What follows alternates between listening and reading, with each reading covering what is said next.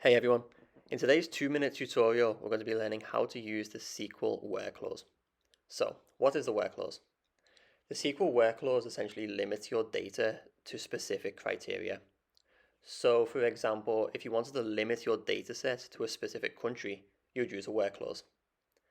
And the WHERE clause is one of the most common pieces of SQL code, so similar to the select statement, something you really want to get comfortable with using.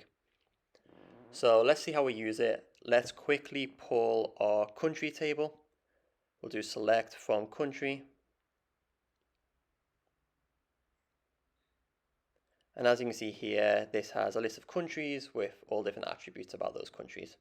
So let's say we want to limit this data table to only countries within Europe. So after from, we'll add where continent equals Europe. And we'll put Europe in quotation marks because the continent is a text field. And as you'll see here, it's limited the data to only countries in the continent Europe.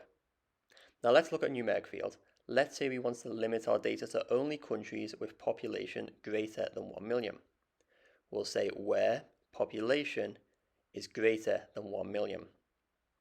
Note that we don't need quotation marks around the 1 million because the population field is a numeric field. As you see here, it's pulled all countries with a population greater than 1 million.